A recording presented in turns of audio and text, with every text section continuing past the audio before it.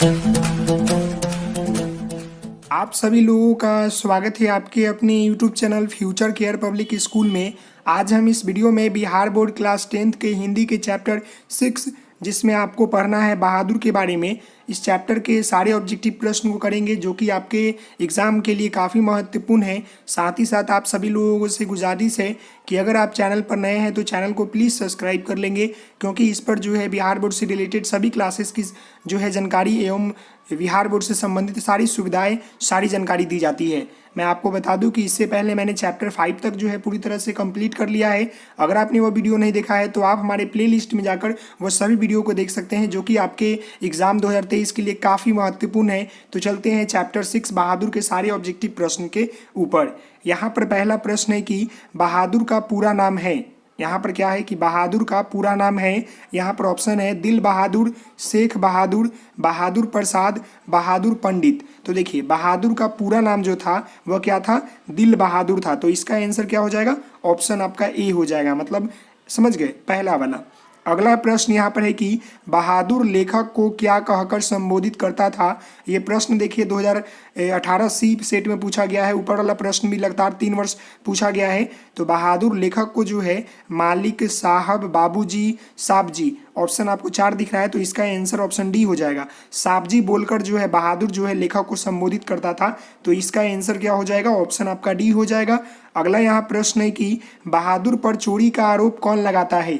Option देखिए लेखक, निर्मला, किशोर, निर्मला के रिश्तेदार। तो बहादुर जो है उस पर चोरी के जो आरोप है वह जो है निर्मला के रिश्तेदार जो है लगाते हैं। तो इसका आंसर क्या हो जाएगा, ऑप्शन आपका डी हो जाएगा। अगला यहाँ प्रश्न है कि लेखक के रिश्तेदार ने बहादुर पर क्या आरोप लगाए। ऑप्शन देखिए पैसे चुराने का, गहने चुराने का, अंगूठी चुराने का, मोती चुराने का। तो लेखक के जो रिश्तेदार थे, मतलब निर्मला के जो रिश्तेदार थे, वह जो है बहादुर पर पैसे चुराने का जो है आरोप लगाए। तो इसका आंसर क्या हो जाएगा, ऑप्शन आपका ए हो जाएगा।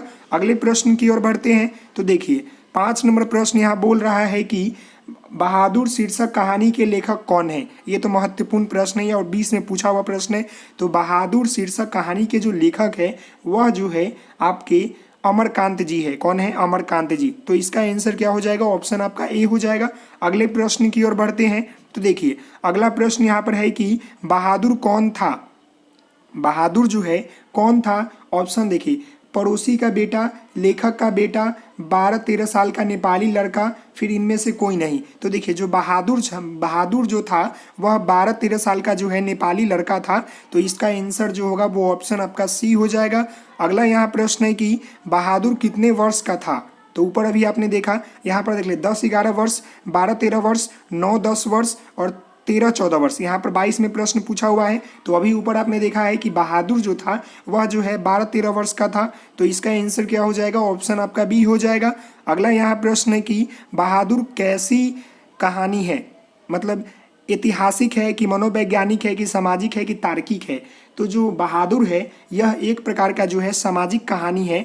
तो इसका आंसर जो होगा वो ऑप्शन आपका क्या हो जाएगा, सी हो जाएगा। अगला यहाँ प्रश्न है जो कि आप देख सकते हैं 9 नंबर। तो 9 नंबर प्रश्न यहाँ पर है कि बहादुर लेखक का घर छोड़कर क्यों भाग गया। बहादुर जो था लेखक का घर छोड़कर क्यों भाग गया। ऑप्शन यहाँ पर है कि चोरी का आरोप लगने पर, खाना नहीं मिलने पर, बहुत काम करना पड़ता था। तो इसका आंसर ऑप्शन ए हो जाएगा। चोरी का आरोप लगने पर जो है बहादुर जो है लेखक का घर छोड़कर जो है भाग जाता है। और जो बहादुर होता है एक नेपाली लड़का होता है 12-13 साल का, समझ गए। अगला यहाँ प्रश्न है कि बहादुर अपने घर से क्यों भागा था। बहादुर जो है अपने घर से जो है क्यों भागा था, घूमने के कारण, नौकरी के कारण, माँ की मार के कारण, पिता के कारण। तो बहादुर जो था नेपाली लड़का जो था अपने घर से इसलिए भागा था कि माँ की मार के कारण जो है वो भागकर लेखक के पास चला आया था। अगला यहाँ प्रश्न है कि बहादुर लेखक के घर से क्या लेकर भागा था। कपड़े, बिस्तर, जूते, कोई भी सामान ले गया था, मतलब नहीं ले गया था। तो इसका आंसर ऑप्शन डी होगा कि बहादुर लेखक के घर से जब गया तो कोई भी सामान जो है नहीं ले गया, समझ गए। तो इसका आंसर ऑप्शन डी हो जाएगा। अगले प्रश्न की ओर बढ़ते हैं। तो देखिए अगला प्रश्न आगे बढ़ते हैं। तो यहाँ पर अगला प्रश्न है कि आपका 12 नंबर कि बहादुर कहानी का पात्र बहादुर क्या है। ड्राइवर है, घरेलू नौकर है, लेखक के मित्र है, लेखक का साला है। तो देखिए बहादुर कहानी का जो पात्र है बहादुर, यह जो है घरेलू नौकर है, समझ गए।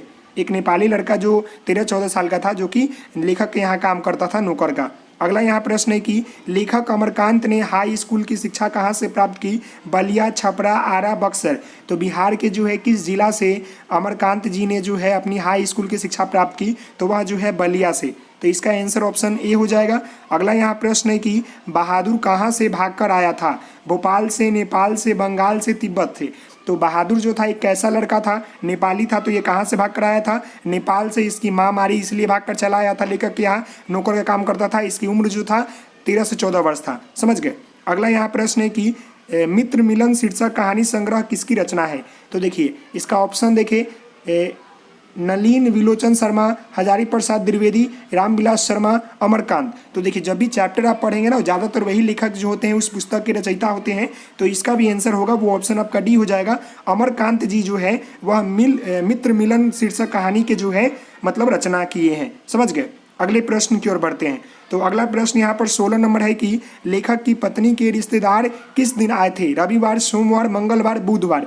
तो लेखक के जो रिश्तेदार थे, लेखक के पत्नी के जो रिश्तेदार थे वह जो है रविवार को आए थे, जो कि मतलब उसके ऊपर चोरी का इल्ज़ाम लगाया था बहादुर के ऊपर। तो इसका आंसर ऑप्शन ए हो जाएगा। अगला यहाँ प्रश्न है कि लेखक रामविलास शर्मा कब से कब तक भारतीय प्रगतिशील लेखक संघ के महामंत्री रहे?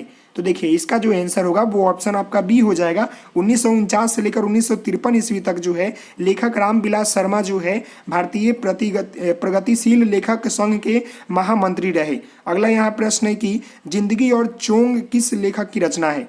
जिंदगी और चोंग जो है निम्नलिखित में से जो है भीमराव अंबेडकर, गुणाकर मुले, अशोक वाजपेयी, अमरकांत। तो इसका आंसर हो जाएगा ऑप्शन आपका डी, अमरकांत जी जो है इसके लेखक है जिंदगी और चोंग के। समझ गए। अगले प्रश्न की ओर बढ़ते हैं। तो अगला प्रश्न यहाँ पर है कि बहादुर को लेखक के घर कौन लाया था? लेखक का भाई, लेखक का पड़ोसी, लेखक की बहन, लेखक का साला।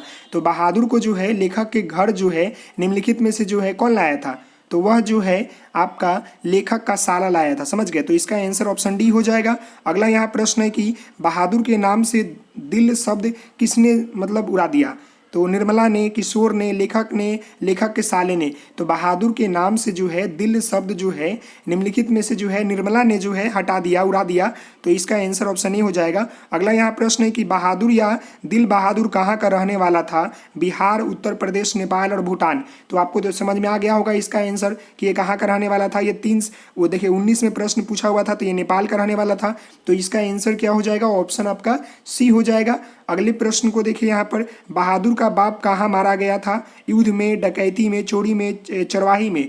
तो बहादुर का जो बाबूजी था वह कहाँ मारा गया था? तो वह जो है निम्नलिखित में से जो है युद्ध में मारा गया था। तो इसका आंसर क्या हो जाएगा? ऑप्शन आपका ए हो जाएगा। अगले प्रश्न की ओर बढ़ते हैं। तो देखिए अगला प्रश्न यहाँ पर है कि बहादुर से मार खाकर भैंस भागी भागी किसके पास चली आई? बहन के पास, माँ के पास, नानी के पास, चाची के पास।